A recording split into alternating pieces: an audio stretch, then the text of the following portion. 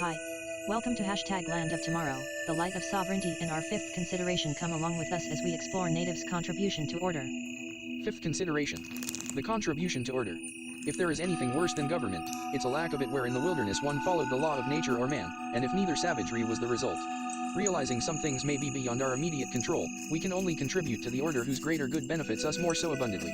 Who knows the way the winds blow or where we will be tomorrow without direction, but from where else do we receive direction than God or man? Referring to natives as savages as if they had the quality of being fierce or cruel is considered from a position of loss where the attribute wouldn't be assigned, if natives were less formidable. The thread of natives in the wilderness strengthened the bond in those English with the crown and later to the United States, but never knowing how many lay in wait, none wanted to be at the mercy of those thought savage. Though many Englishmen were valiant with their families safe an ocean away, settlers had much more to lose, as stories of what natives would do to them were meant to produce fear in those who strayed too far from settlements. Just as stories of the big bad wolf frightens, Little Red Riding Hoods, of what may be one day, or the planet of the apes threatens the established order, the native threat encouraged women, children, and elderly to fall in line. The big bad wolves were natives, and the planet of the apes was this new world English refugees now inhabited. As savages follow neither the law of nature or man, nature is innate, while man follows written documentation, but being ranked below any adversary is cause for attack. The law of nature is primary and a default for natives, settlers, and Englishmen alike, where guaranteed prosperity with time. We look at Newton's first law of motion. As once established, growth has a resistance to change continuing indefinitely. This inertia in nature is accelerated without being acted on by an outside force.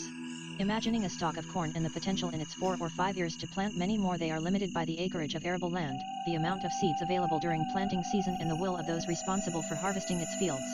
Thinking of sheep, there is but one ram that fertilized the herd, where if of those born we didn't eat rams who have reached a year in age, the herd might become more numerous for one shepherd to handle.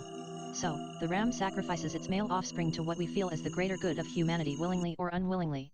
People are not the same but similar, as sons who have reached maturity are sent to an uncertain fate in a military where return is often not guaranteed. Derived from God, the law of nature reigns supreme, if whether or not any other does as it is not only our human default but that of nature in general. In nature there are many factors where everything seems to be independent of others, though in perfect sync, and though it may seem unfortunate, sheep are eaten by wolves who stray, but wolves have to eat too. With God-given sovereignty, the law of nature makes kings of all of us, just as in that of man makes a king of but one. Native kingdoms, if I can afford them that much respect, produced hunters, warriors, and kings who didn't work but fought and killed anyone who disrespected them, just as any men, which was a frightening picture painted of natives to encourage greater ranks among Englishmen and dependence on the law of man to protect them.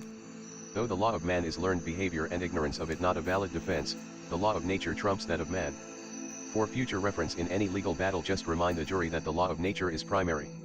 Sure, some people who focus on jurisprudence think though their rank and file is low compared with some, it's higher compared with more less distinguished, but who is the closest to the king? We call them kingdoms because the highest attribute Americans may give a body is the downgraded nationalism, so here the reader will respect them so, but outside maybe one might not. Why? Because kings respect other kings only in war, without an accord in time and a space on a battlefield. The socio-biological line that separates English from French does so with king and roi, or what we call the tongue. Being ranked below an adversary where lethal force must be exerted is the point where savagery comes into question. Under the law of nature all men were kings, or at least those of native descent, as all Englishmen knew they were not the king. It is hard to believe that then he was more accessible than his office seems to subjects now, so imagine an ocean away in the backwoods of the wilderness on a string and a prayer. The law of man is of the written word, where with biology, physics, and spirituality men are ranked somewhere below the king with adversaries about. Law is studied by those civilized, but there comes a time and place where action may be required to repel an advance or attack to win the day. Who wouldn't strike first in the name of someone they revered or for a cause more rewarding? Natives had their concept of dying a warrior's death to what we call Valhalla, and to the extent of Ragnarok. We never know when we might have to fight to the death, where hopefully never, we have to wait on the result. But all this precaution was for the protection of women folk, native and English, as the last thing any would prefer is to hear a scream from somewhere in the wilderness. With the law of nature no one is less than the king, because ordained by God theoretically, as is that of man, which temporary has a beginning and an end that many feared as the native threat. Newton's first law of gravity describes how objects move in motion at an accelerated rate unless acted on an outside force. Just as corn and cattle would perhaps grow indefinitely, so would man if he were not acted on by outside factors like the weather, crop rotation, and war. The common enemy made way for a closer community where the true nature of savagery produces an inability to see anyone other as greater than themselves. Sure, we might not be special enough to come around those better than us, but savagery makes man want to physically compete for the trophy. That concludes the information for this time. See us back here next Thursday for the 7th consideration in this course. Thanks for your time and consideration.